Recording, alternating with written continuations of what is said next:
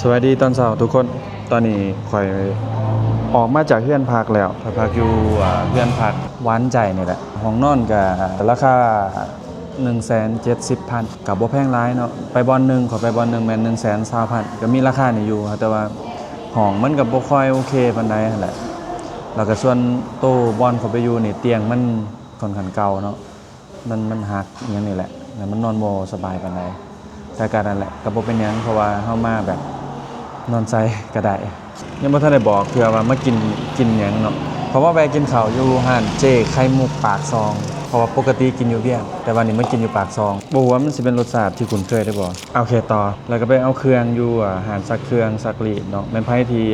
มาปากซองกับเครื่องเปียกคือข่อยว่านี่ฝนตกเปียกเบิดเลยซึ่งห้านนี้ก็น่าจะเป็นห้านเดียวบ่อยู่ปากซองเนาะอยู่ข้างกับธนาคารพัฒนาลาว25,000กิก็ถือว่าบ่แพง ประมาณนี้แล้วก็แผนของมื้อนี้แม่นเฮาสิไปคาเฟ่1971เป็นคาเฟ่ระเบิดลูกระเบิดที่เขาเจ้าที่เฮาเห็นเขาเจ้าขายกันหั้นนะก็ลองอยากไปแล้วก็เดี๋ยวไปฮอดบ่อนนั้นแล้วสิลองเบิ่งว่าสามารถไปใช้ได้แน่ในระยะทางในเวลาที่เฮามีมื้อหนึงมื้อนี้เนาะเพราะตอนแรกเฮาต้องได้กลับปากเซ่แล้วโอเคกินข้าวเปียกเจไข่มุกกันดีกว่า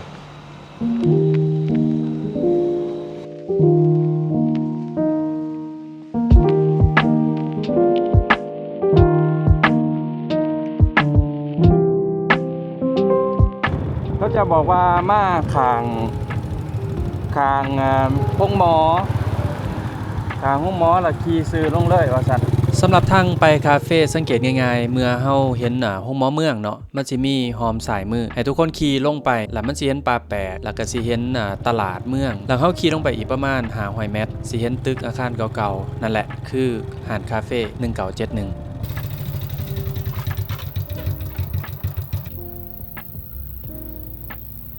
หลังจากที่มาฮอดก็ถือว่าเห็นความเก่าเลยทุกคนทั้งหน้าสิมีปืนใหญ่มีลูกระเบิดใหญ่อิหยังต่างๆส่วนตัวอาคารเนี่ยก็ถือว่ายังคงความเก่าไว้คือเก่าเลยสำหรับคาเฟ่1971นี่มีที่ไปที่มาทุกคนก็คือถูกสร้างขึ้นตั้งแต่ปี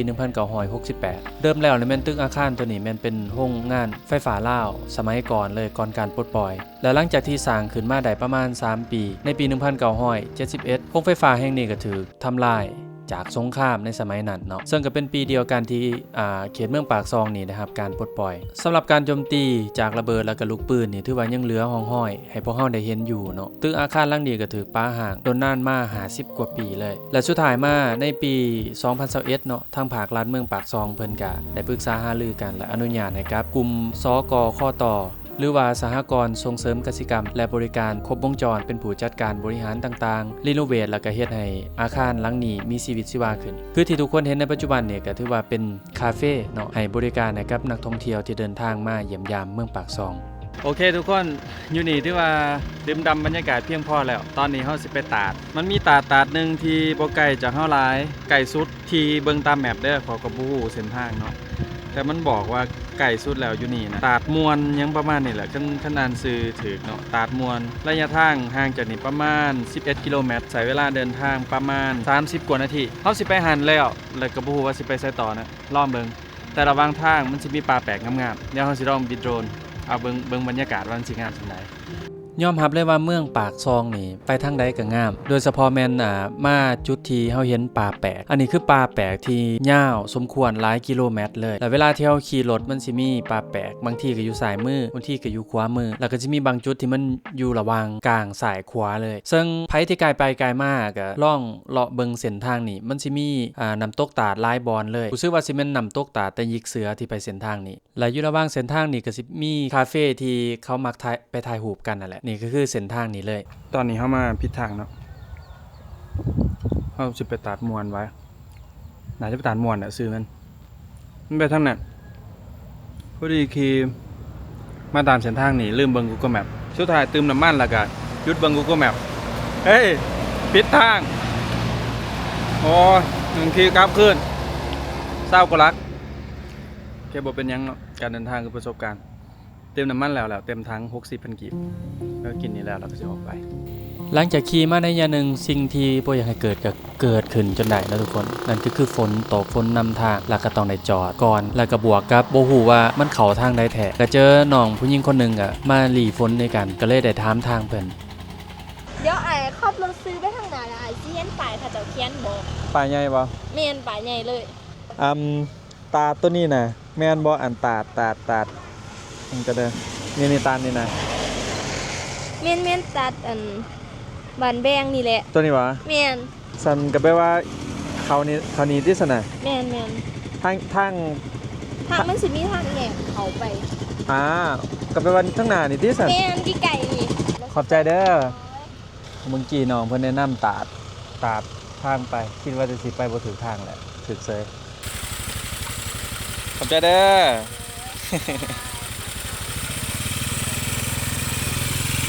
นี่แหละคือความมวลในการเดินทางเจอภัยกับถามเพื่อเฮาสิได้ฮู้ก็ซั่นบ่ฮู้เส้นทางก็ต้องได้มีความกล้าไว้แน่และหลังจากนั้นเฮาก็เตรียมพร้อมเดินทางต่อซึ่งเขาไปห่างจากที่จุดที่ข่อยอยู่นี่ประมาณ100 เมตรเท่านั้นทุกคนก็ถือว่าบ่ไกลหลายแล้วก็หลังจากนั้นเฮาก็ขี่รถไปตามเส้นทางซึ่งก็เป็นทางหินที่เพิ่นปูเป็นหินแล้วก็ถือว่าบ่ได้ยุ่งยากจังหลาย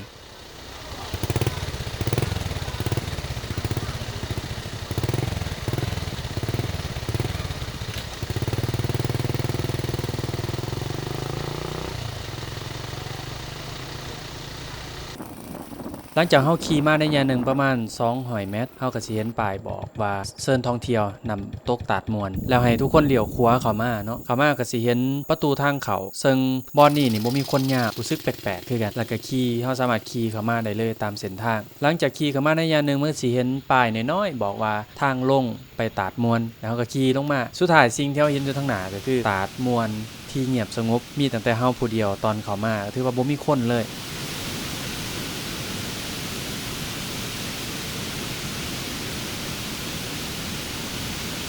คนอันแต่ว่ามันบ่มีห้องน้ำมีร้านขายเครื่องเนี่ยนะอันนั้นก็มันบ่มีร้านขายเครื่องขายของบ่มีห้องน้ำใช่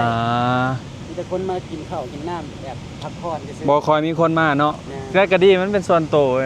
บ่ค่อยมีคนหลายจะทินมาแล้ว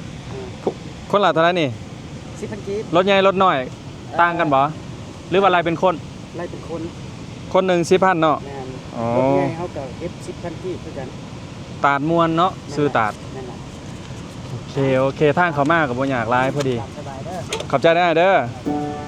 สำหรับตาดมวนนี่ข่อยก็บ่ฮู้ที่ไปที่มาคือกันเนาะเห็นตาดอยู่ใน Google Map เสิร์ชเบิ่งแล้วก็เห็นตาดแล้วก็รู้สึกว่ามันงามดีก็เลยลองขี่รถมาแต่ว่าตามที่เฮาเห็นภาพมุมสูงนี่ตาดมวนน่าจะเกิดจากสายน้ำที่ไหลผ่านเรียบเลาะตามผู้นั่นแหละแล้วก็มาตกอยู่บ่อนนี้ซึ่งก็เป็นหุบเหวน้อยๆก็บ่ได้สูงหลายแล้วก็สิมี2ตาดเนาะแต่ว่าจุดที่ข่อยอยู่นี่มันจุดตาดตัวที่1ในบริเวณตาดนี่เจ้าของเพิ่นก็ปลูกสร้างเป็นกระตูบน้อยเฮาสามารถนั่งรีแดดดีฝนได้หรือว่าช่วงนั้นก็ฝนเงียบๆแดดร้อนๆเนี่ยเขาก็นั่งอยู่นี่ใช้เวลาอยู่นี่โดนเติบเพื่อถ่ายรูปถ่ายวิดีโอดินเนาะก็สิมีเด็กน้อยมีวัยรุ่นพากันขี่รถมาเป็นกลุ่มแต่ละคัน2คันช่วงที่ข่อยอยู่บอกง่ายๆมันคนบ่ค่อยมาเนาะจุดนี้ถือว่าคนน้อยเหมาะกับไผที่แบบว่าอยากมาอาบน้ำลินแล้วบ่ต้องการแบบมีคนวุ่นวายหลายก็ถือว่าสถานที่บ่นี้ก็เหมาะสมไผที่ได้มาเมืองปากซองก็ลองเบิ่งเนาะรถใหญ่ก็ไปง่ายรถน้อยก็เข้ามาได้สบายและตอนนี้ข่อยอยู่ที่หานคาเฟ่ใจคาเฟ่เป็นคาเฟ่ระหว่างทางที่ข่อยสิเดินทางกลับปากเซ่เนาะอยู่นี่ก็บรรยากาศดีก็รู้สึกว่ามันสโลว์ไลฟ์ดีบ่ฟ้าวบ่ฟังเฮ็ดเวียกหลายก็ต้องหาเวลาออกมาแบบนี้นำแน่มันจังสิเอิ้นว่าไลฟ์บาลานซ์เฮ็ดในชีวิตมันมีบาลานซ์หน่อยนึงเฮ็ดทั้งเวียกแล้วก็ทั้งได้พักผ่อนนี่ก็ถือว่าเป็นเรื่องที่ดีที่ข่อยตัดสินใจมาได้ที่จริงแล้วว่าสิบ่อยู่แหละแต่ว่าอยู่เวียงก็ยังบ่ทันมีเวียกได้ลงมาบ้านแล้วบ้านก็พยายามแล้วมีโอกาสได้ลงมาแล้วก็ไปเที่ยวดีกว่าและการมาเที่ยวเท่านี้เฮ็ดให้ข่อยฮู้เลยว่าข่อยเป็นคนแบบใดรู้สึกว่าไปคนเดียวแล้วมันบ่ม่วนนะแม่นอยู่ว่ามันสงบเนาะแต่ว่ามันบ่ม่วนแล้วเป็นการเดินทางที่เฮ็ดให้ข่อยรู้สึกได้แนวนั้น แล้วก็ฮู้ตัวเองอีกว่าบ่น่าจะมักไปคนเดียวเดินทางคนเดียวเพราะว่าเห็นอีสังยูทูบเบอร์เห็น TikToker ที่ก็จะเป็นนักท่องเที่ยวแบ็คแพคเกอร์ที่ก็จะบอกว่าเดินทางคนเดียวอหยังประมาณนี้ก็แม่นอยู่เนาะแต่ว่าบัดเฮามาลองเลยตัวเองรู้สึกว่าบ่ม่วนปานใดคันมีอีกจักคนๆนึงเนี่ยน่าจะโอเคไผก็ได้หมู่คนหนึงแฟนคนหนึงก็ได้แต่คันหลายก็คือสิบ่ม่วนแหละแต่อาจจะเป็นสูงสุดจัก3 คนเนาะเป็นหมู่ออกทริปนำกันคือสิดีก็แล้วก็แม่นความที่เขาจะว่าการเดินทางมันเฮ็ดให้เฮารู้จักตัวเองหลายขึ้นนี่ถือว่าเป็นการเดินทางในระยะสั้นๆบ่พอทันได้มื้อเนาะแต่ว่าก็เฮ็ดให้ข้อยรู้สึกว่าได้อยู่กับตัวเองได้ลองได้คิดได้ไปเห็นบรรยากาศใหม่ๆจากที่เฮาบ่ได้เห็นโอเคและนี่ก็คือทริปสุดท้ายในการเดินทางของข่อยคิดว่าคือสิถูกใจได้หลายคนหรือบ่ถูกใจก็บ่รู้แต่ถ้าหากว่ามักก็อย่าลืมคอมเมนต์กันเข้ามาเนาะและถ้ามีโอกาสได้ไปแบบนี้เสียคลิปแบบนี้ออกมาเรื่อยๆขอบใจทุกคนที่ติดตามแล้วพบกันในตอนต่อไปที่บ่ฮู้ว่าสิเป็นมื้อใด